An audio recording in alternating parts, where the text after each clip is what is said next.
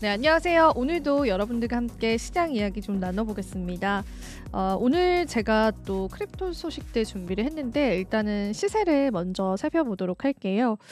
94,000 비트코인 나타나고 있고요. XRP가 크게 하락을 하고 지금 이제 솔라나, 도지코인 많이 좀 하락을 했고 이더리움 쪽도 하락을 했는데 그 ETF 쪽에 관한 승인이 좀 지연된 부분이 있었습니다. 그래서 그거는 제가 이따가 여러분들이랑 같이 좀 나눠 보도록 하고요.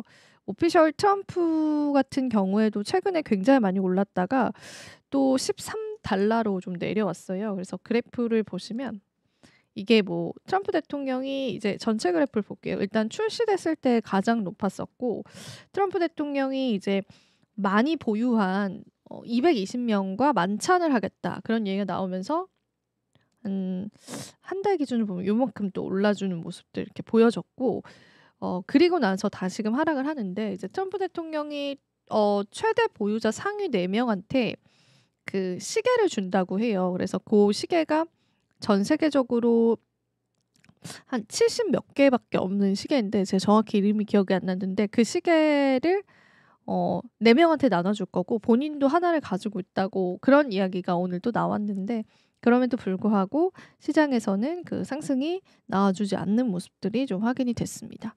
체크를 해 보시고요. 오늘 이제 뉴스는 이제 첫 번째 뉴스는 이제 트럼프가 소셜 미디어 오피셜 트럼프를 많이 활용을 하잖아요. 근데 거기 그 오피셜 트럼프가 아니라 트루스 소셜 고 SNS 자체도 이 트럼프 대통령이 대주주로 있는 그런 회사에서 만든 겁니다. 근데 이제 트럼프 대통령이 그 트루스 소셜의 암호화폐 토큰을 출시하겠다 이런 얘기가 또 나와요. 그래서 그 오피셜 트럼프 코인이랑은 또 별개로 보셔야 되는 건데 그런 이야기가 나오고 있다 보니까 이 부분에 관해서 또 시장 논란이 조금은 있다. 그렇게 좀 생각을 해보시면 좋을 것 같고요.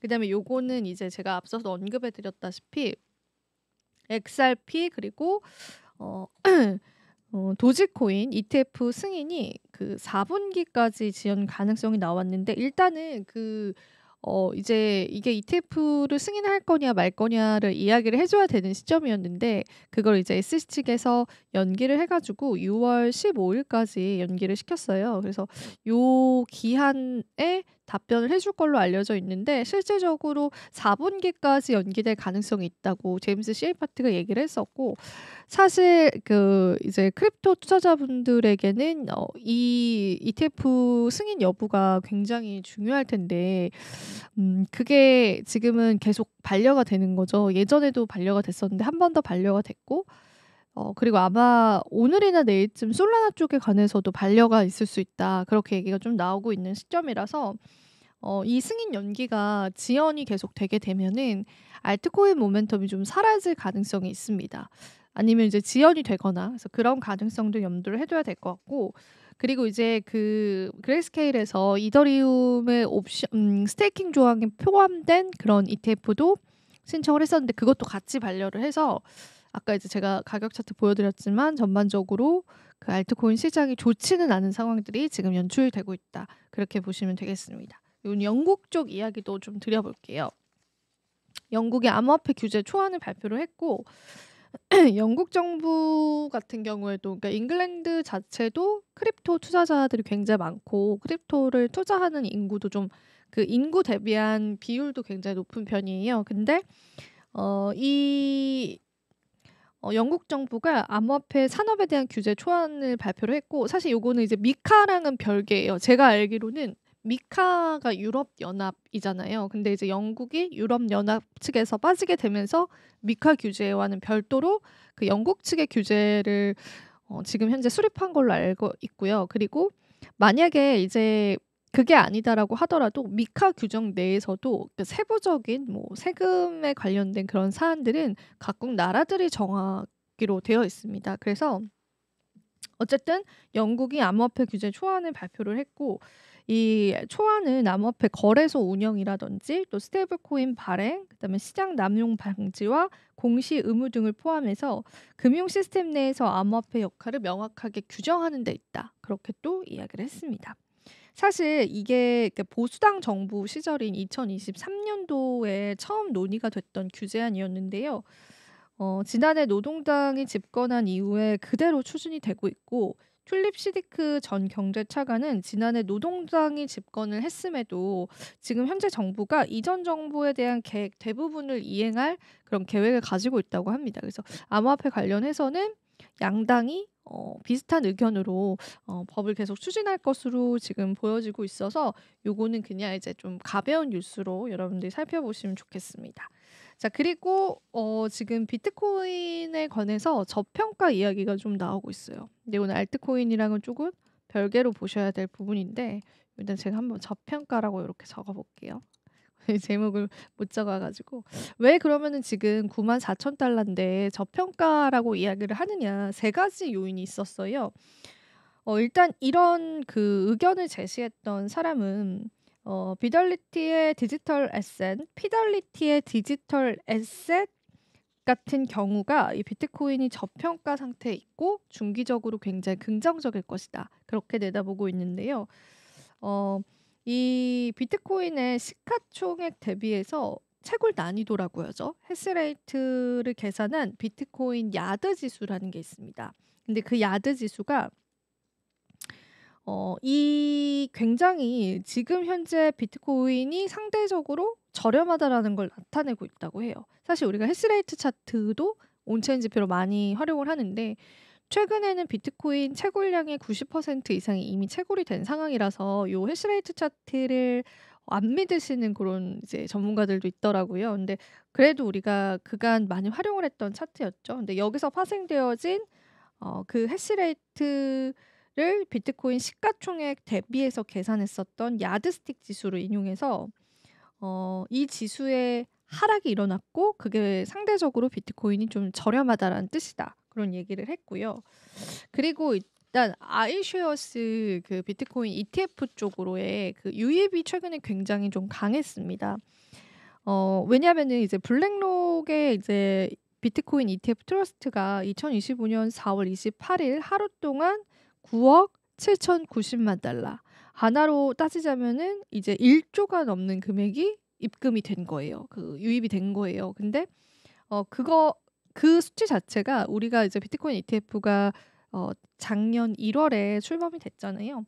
그 1월 출범 이후에 두 번째로 큰 일일 순유입량이라고 합니다. 그래서 IBIT가 굉장히 다른 경쟁사 대비해서도 많은 자금이 모이고 있는데 최근에도 이쪽으로 수급이 들어왔다고 하는 거죠. 그래서 그거 대비해서도 저평가다, 그런 분석도 나오고요. 그리고 그 졸트 보고서가 이제 미국에 나왔습니다. 이게 민간 고용 보고서인데요. 지금 이제 사실 이제 졸트 보고서 자체 예측치가 748만 개였어요. 근데 이게 고용 비공개 일자리 보고서거든요. 근데 이게 굉장히 그보다 더 하회한 수치를 나타내면서 노동시장 냉각에 관해서 이야기를 했습니다. 근데 되게 아이러니한 게 트럼프 대통령은 여러 가지 정책을 하면서 미국의 일자리를 늘리겠다 이런 이야기를 하고 있지만 실질적으로 인플레이션 우려감이 있고 상승 우려감이 있고 그다음에 노동 지표도 좀 좋지 않게 나왔어요. 그러면 이때 연준이 금리 인하의 카드를 쓸 것이다, 그렇게 보고 있다 보니까 이렇게 이제 금리 인하를 한다는 거는 시장의 유동성이 늘어난다는 걸 의미를 하고 그런 것들 때문에 현재 비트코인이 또 저평가다라고 합니다. 그래서 그 지금 현재 연준이 다가오는 FOMC 회의에서는 금리에 관한 결정을 좀 해야 되는데 일단 지금 시장 지표상으로서 좀 위험한 지표들이 좀 나오고 있기 때문에 사실은 이제 단기적인 상승 요인이 될 수 있다, 비트코인에, 그런 이야기를 하고 있고요. 비트코인의 이제 굉장히 독특한 위험 보상 비율이 과매수 상태로 보이는 알트코인보다 더 많은 성과를 낼 것이다, 이런 이야기들을 좀 하고 있다고 보시면 됩니다. 그래서 여러 가지 요인으로 비트코인 저평가에 관한 이야기를 좀 나오고 있습니다. 그리고 이제 XRP 이야기를 좀 해볼게요. 지금 이제 조정이 조금 나와주고 있는데 이제 추가 조정 이야기가 또 조금 나왔습니다. 그래서 이게 어떤 내용이었는지 자세히 보니까 이거는 조금 4시간 차트에 나타난 상승 세기형 패턴과 과거 고점과 유사한 시장 신호가 나왔다라고 좀 분석이 되고 있는데 일단은 지금 현재 평균 매입 실현 가격이 이제 XRP 자체가 1.02달러라고 해요. 근데 그거 대비해서는 지금 굉장히 좋은 가격대에서 지금 XRP가 거래가 되고 있죠. 120% 이상 높은 수준인데 과거 2018년이랑 이제 2021년도에도 XRP가 실현 가격 대비해서 과도하게 상승한 이후에 큰 폭의 조정을 겪은 적이 있었어요. 그래서 단기적으로는 4시간 차트에서 확인되는 상승 쐐기형 패턴이 주목이 된다라고 이야기를 했고, 이 패턴 자체가 매수세에 굉장히 약화가 되고 있다라는 걸 의미하기도 하고, 만약에 하락 추세선이 지금 무너지게 될 경우에는 1.89달러까지의 조정을 내다본다라고 하는 기술적인 분석이 좀 나왔습니다. 그래서 요거 가격대 좀 잘 기억을 해보시면 좋을 것 같고요. 근데 이제 주봉 차트로 봤을 때는 긍정적인 시그널이 있다고 해요. 그래서 현재 50주 이동평균선 1.67달러 위에서 안정적으로 거래가 되고 있기 때문에 일단 XRP는 주봉 차트에서 하락 쐐기형 패턴을 형성하고 있고, 상승 반전은 또 정형적인 패턴이라고 합니다. 그러니까 두 가지 의견이 있습니다. 그래서 만약에 XRP가 이 쐐기형 상단 추세선을 돌파할 경우에 6월 달까지 2.92달러까지 상승 가능성도 현재 내다보고 있는 시점이에요. 그래서 기술적인 지표상이니까 이거는 참고만 해보시고, 이제 XRP는 또 우리가 다양한 또 시장의 모멘텀들을 좀 가져가는 그런 코인이잖아요. 그리고 이제 일단은 최근에 ETF가 반려된 게 좀 가장 큰 영향을 끼친 것 같습니다. 그래서 그 부분까지도 여러분들이 살펴보시면 좋겠습니다. 다음 소식은 요거 이제 러트닉 상무장관 이야기를 좀 할까 합니다. 그 러트닉 상무장관도 이제 크립토 그 친화적인 인물로 이제 크립토 투자자분들은 굉장히 많이 알고 있는 그런 인물인데요. 일단 하워드 러트닉 상무장관이 상호 관세 협상에서 한 국가와 합의를 완료했다, 그렇게 이야기를 했어요. 근데 이 해당 국가가 어떤 국가인지를 공개를 하진 않았고, 지금 유럽 측이랑도 추가 회의를 했고, 일본 측이랑도 했고, 그리고 국내랑 우리나라랑도 했잖아요. 그래서 근데 아마 우리나라는 지금 컨트롤 타워 부재이기 때문에 우리나라랑은 아니지 않을까, 그러면서 이제 다른 국들이 좀 거론이 되고 있는데, CNBC랑 인터뷰를 했습니다. CNBC랑 인터뷰를 하면서 상호관세 유예 이후에 국가별 합의 발표 시기에 대해서 질문을 받고, 이미 이제 협상이 완료된 합의가 한 건이 있다. 그래서 해당 국가의 총리와 의회의 승인을 기다려야 된다라고 이야기를 했고, 어떤 나라인지는 말하지 않겠다, 그렇게 얘기를 했습니다. 러트닉은 일단은 그 여러 가지 질문을 받은 걸로 알려져 있는데요. 만약에 이 10%의 관세 정도라면은 미국 물가에는 크게 영향을 주지는 않을 것이다, 그렇게 또 이야기를 했어요. 그리고 이제 이 망고나 카카오 같은 미국 내에서 생산되지 않는 그런 상품만 영향을 받을 것이다. 그러니까 이런 얘기죠. 미국에서 생산되지 않는 원산지 제외하고는 미국에 와서 생산을 해라, 그런 이야기를 좀 돌려서 이야기한 것 같아요. 그러니까 트럼프 대통령과 같은 기조를 바라보고 있다고 보시면 되죠. 그리고 이제 스콧 베센트라고 하는 재무장관도 굉장히 이제 최근에 금융시장에서 거론이 많이 되는 인물 중에 하나입니다. 근데 이 스콧 베센트가 중국과의 협상을 담당을 하고 있고, 나는 다른 이제 나라들과의 협상을 담당을 하고 있다, 지금 이제 사진에 보이는 요 인물이거든요. 그렇게 이야기를 했고, 중국과의 협상도 굉장히 유의미한 결과를 이뤄낼 것이다. 그래서 자신은 세계 다른 지역과의 무역 합의를 다루는 역할에 좀 집중을 하고 있다, 그렇게 또 언급을 했습니다. 그리고 이제 모든 국가가 미국과의 무역 합의에 일어나길 바란다, 그런 얘기를 했고요. 실제로 그 지금 4월달 집계로만 봤을 때 미국 정부가 관세 수입으로 벌어들인 돈이 어마어마합니다. 제가 그때 최근에 봤었을 때 100억 달러가 넘거든요. 그러니까 이미 관세 수입이 생겼어요. 근데 글쎄 모르겠어요.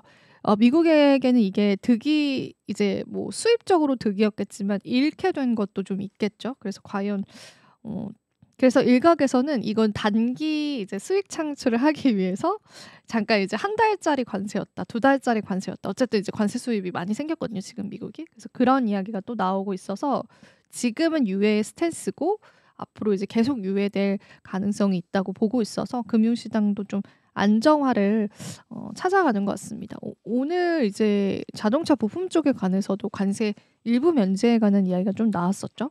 그래서 관세 얘기는 계속 이제 지켜보시면 좋을 것 같고요. 그리고 이제 제가 오늘 또 전해드릴 이야기 마지막 이야기가 있는데요. 그것도 같이 좀 이야기를 나누면 좋겠습니다. 요거 같은 경우에는 미국 재무부가 이제 국채 발행 계획을 내놓습니다. 수요일, 그러니까 이제 한국 시간으로는 밤쯤이 되겠죠. 이제 30일, 현지 시간 30일입니다. 그래서 국채 발행 계획을 발표할 예정이라고 월스트리트저널이 이제 보도를 했는데, 같은 날 이제 경제 성장률 발표도 같이 해요. GDP 발표도. 그래서 월가의 관심이 최근에는 이쪽에 집중이 좀 되고 있습니다. 이번 발표에서는 재무부가 향후 3개월간 중장기 국채 입찰 규모를 현재 수준으로 유지할 것으로 좀 전망을 하고요. 시장이 주목하는 부분은 향후 계획에 대한 지침 변경 여부다라고 해요. 사실 이제 재무부 측에서 지금 이미 부채가 많잖아요. 그래서 당분간은 입찰 규모를 이제 변경을 하지 않겠다. 그렇게 이제 입장을 유지를 했었는데 장기채 수요가 굉장히 위축이 됐잖아요. 국채 수익률 이야기 저희가 많이 하죠. 당국이 채권 발행 확대를 시사할 가능성은 좀 낮다고 합니다. 그러니까 이게 이제 미국의 국채 사이즈인데 지금 되게 이제 많은 상황에서 여기서 더 많은 국채를 발행을 하는 건 결과적으로 더 이 국채라는 자산에 대한 매력도가 떨어진다 보니까 더 많은 국채 수익률 상승을 일으킬 테고, 그렇게 되면 이제 미국이 또 이자 부담이 더 가중이 될 거고, 이제 그런 상황이기 때문에 여기에서 이제 장기채 수요에 관한 채권 발행 확대를 선택을 하지는 않을 것이다. 그런 이제 전문가들의 의견이 있고요. 일단 지금 장기채 수요가 좀 줄어들기도 했었고, 일전에 또 제가 설명드린 것처럼 중국에서도 이제 매도를 했고, 그러니까 미국 국채를. 그다음에 일본은 아니라고는 하지만 일본에서도 일부 매도를 했던 게 확인이 되고 있고, 이런 시점이다 보니까 여러 가지로 좀 이 확대시키진 않을 것이다, 이렇게 이야기를 합니다. 하지만 이제 단기 국채 발행 규모가 과거 평균치를 넘지 않는 선에서는 연말까지는 현재 수준의 장기채 발행이 가능하다고 보고요. 오히려 20년물과 30년물과 같은 긴 국채 발행은 줄이고 짧은 이제 국채 발행을 하는 거, 그걸 국채를 늘리는 그 듀레이션 축소라고 하는 그런 전략을 미국 정부가 택할 수 있다라고 봤습니다. 만약에 채권 듀레이스 축소 조치를 하게 되면은 장기 금리 하락은 또 유도를 한다고 해요. 그래서 전반적인 차입 비용에 영향을 줄 수 있다고 보도를 했고요. 국채 발행 계획은 조금 그래도 관심 있게 시장에서 보시면 좋을 것 같아서 요 이야기들까지 같이 한번 얘기를 나눠봤습니다. 오늘 다양한 내용을 저랑 이제 다뤄봤습니다. 그래서 일단은 알트코인 ETF가 좀 반려됐던 부분들에 시장이 좀 영향을 받아간다고 보시면 되고요. 그리고 이제 6월 달에 그때 이제 이야기를 해주기로 했으니까 그때 흐름들 보셔야 될 것 같고, 추가적으로 이제 솔라나 쪽에 관한 반려 이야기도 나올 수 있다라는 거, 그리고 그 스테이킹 조항이 포함된 이더리움 쪽도 반려가 낮다라는 부분들이랑, 그 다음에 이제 또 우리가 관세에 관한 이제 US 스탠스, 추가적으로 국채 발행 계획들까지도 같이 좀 살펴봤는데요. 요런 또 다양한 소식들 여러분들이 잘 버무려서 좋은 투자 전략들 세워보시면 좋겠습니다. 오늘은 여기서 한번 마쳐보도록 할게요. 시청해주신 여러분 고맙습니다.